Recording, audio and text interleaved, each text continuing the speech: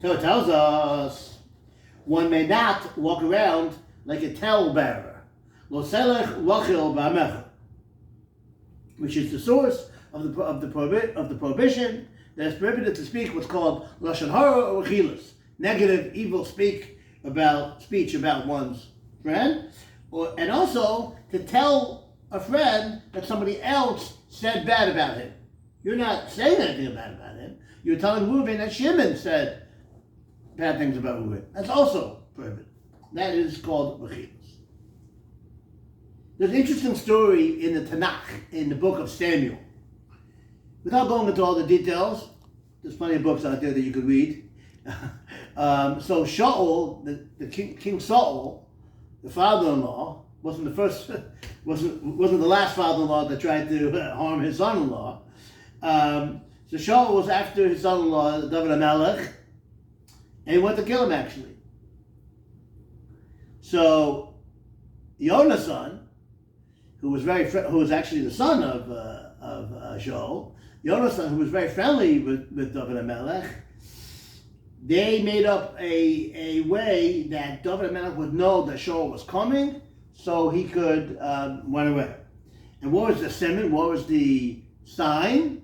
They would shoot an arrow, and when David would see the arrow was being shot, that would be a simon, that would be a sign that Shaul was coming, and therefore David would run away. The question is, I don't understand. Yonasan wanted to tell David that Shaul was coming to kill him. Why did he send signs? Why didn't he just tell him, your life is at stake? There's no prohibition of rechilas, of lashon hara, to tell someone that someone's going to kill you. Your life is at stake. When your life is at stake, all the isurim in the Torah, all the prohibitions in the Torah go out the window except for 3. This is not one of them. This is not idolatry, adultery, or murder. So why did he tell him this in a backwards way? Just tell him, yo, Shaul's coming. Let's get out of here. So that's the Vilna Gaon. Fascinating idea. He says it by lashon hara, but I think you could say it by any issue in the Torah, any prohibition in the Torah. When you have a heter to do something, when you're allowed to do something which is normally usur, normally prohibited, the best way to do it would be to be memayet, to lessen the prohibition. If you have to drive on Shabbos, take your wife to the hospital, the classic example is having a baby.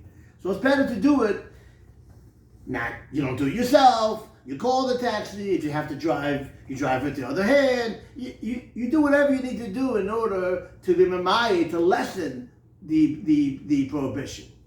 So says the Vilna Gaon, a fascinating idea.